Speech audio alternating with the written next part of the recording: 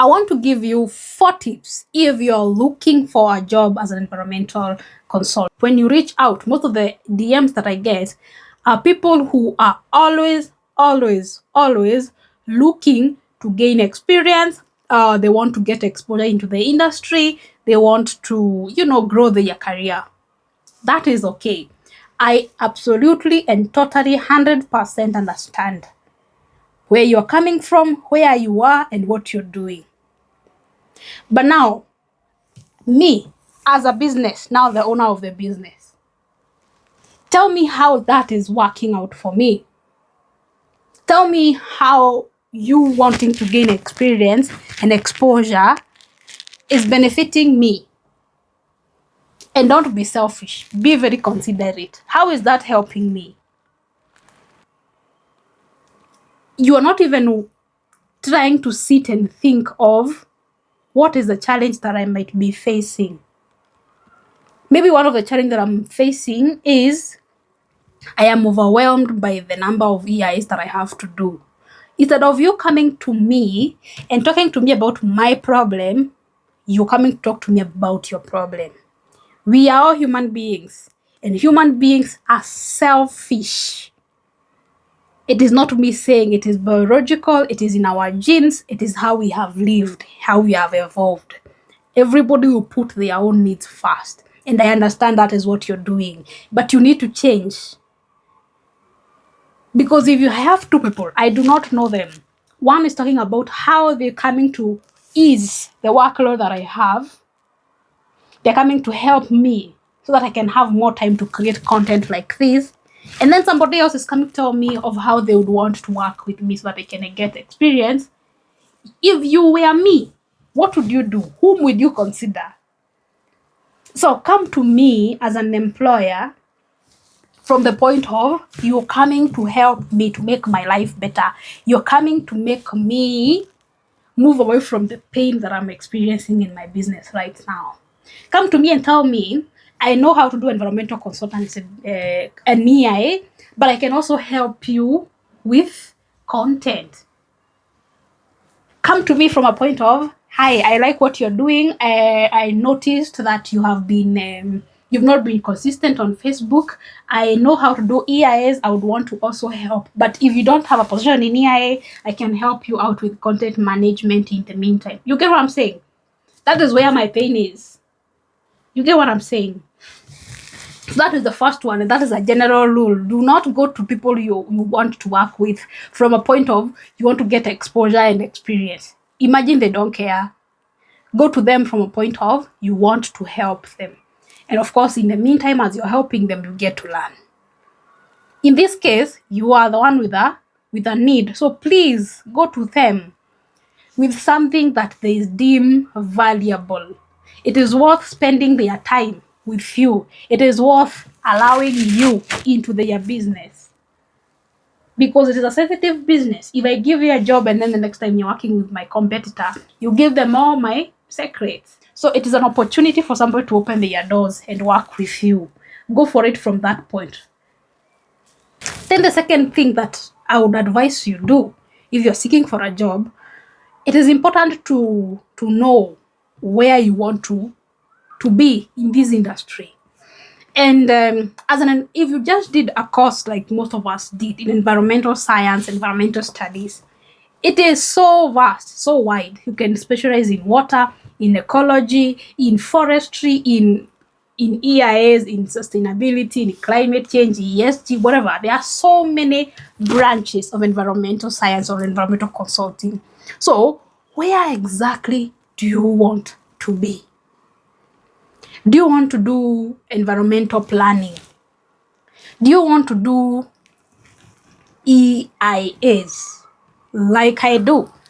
Mine is environmental impact assessment. If you want environmental impact assessment, I am your girl. If you want the health, the so-called environment, health and safety, I am not very experienced in that field.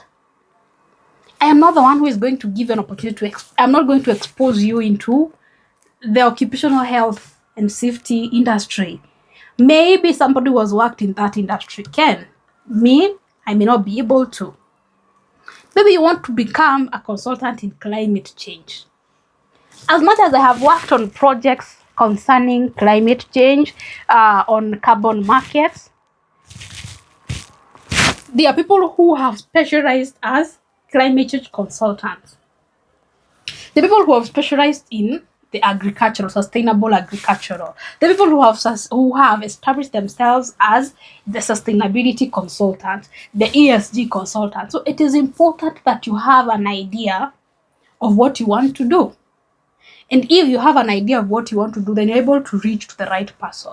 If you come to me wanting to be a climate change consultant and a broker in the carbon market, I will not be able to help.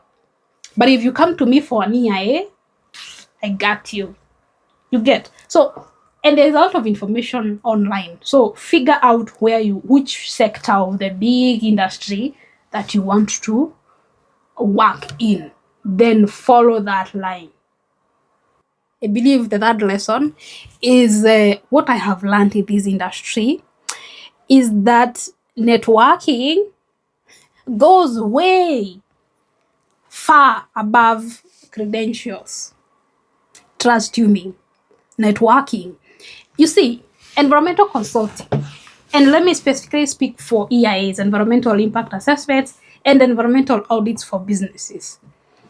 It is an industry, or it is a job that is very intimate with your clients. There is a lot of intimacy that happens in the process of doing this. As a consultant, they are coming to you with a pain and they want you to help them. It's like you go to your doctor and you expect and trust that your doctor is going to treat you. Yani, when he tells you to lower the trouser, they want to give you an injection, you do it. Because you trust them, because you know whatever they are doing, you're going to get healed. It's the same thing. As a consultant, your clients open up themselves to you, into their business, into their pains, into their books, their operations, their weaknesses, for you to come and help them.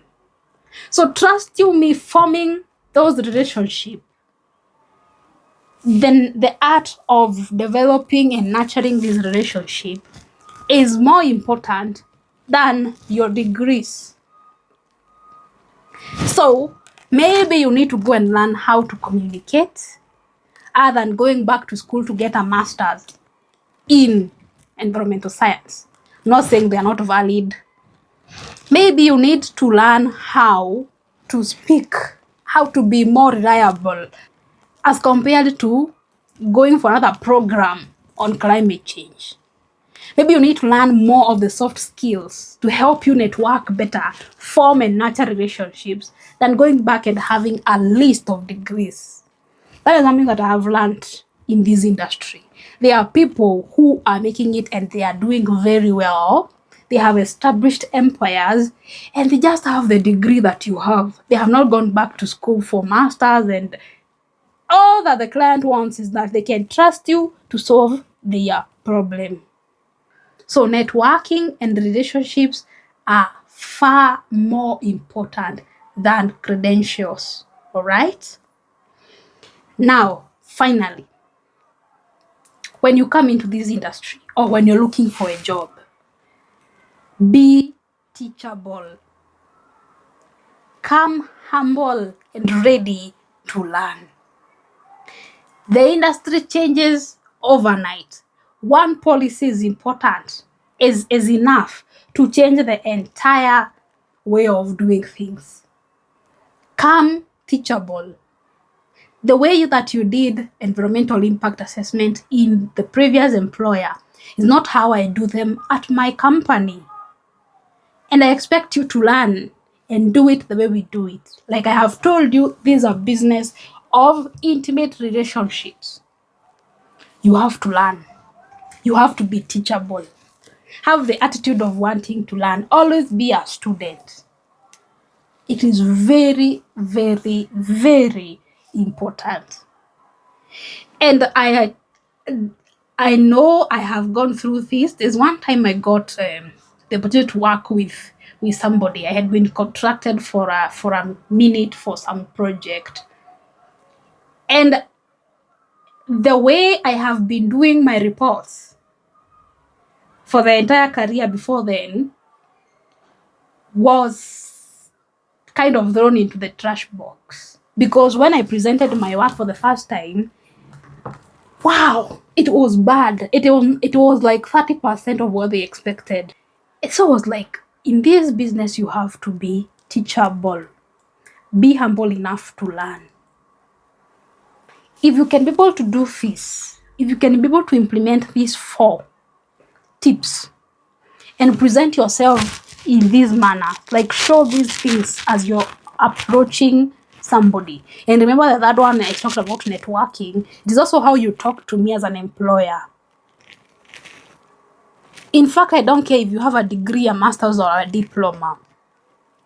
If even a Form 4 leaver can approach me and they are teachable and I can teach them how to do this and they are okay, trust you me, I will hire them to be my permanent EIA report writers. And leave out somebody who has a master's and is good with this. If they are not teachable, they are not humble, and they do not necessarily show the aspect of wanting to network. If they lead by their credentials, and check out for resources that we have prepared for you to help you get started in this industry. Like I have said many times, I've been in this industry close to a decade now. All the information and the knowledge and the tips and the secrets that I have learned in this industry, they don't benefit me if I keep them in myself, to myself. I would want to share them out. So check out the resources we have, mentorship, classes, courses, programs, and see what helps you, and grab it for yourself. But till next time, bye-bye.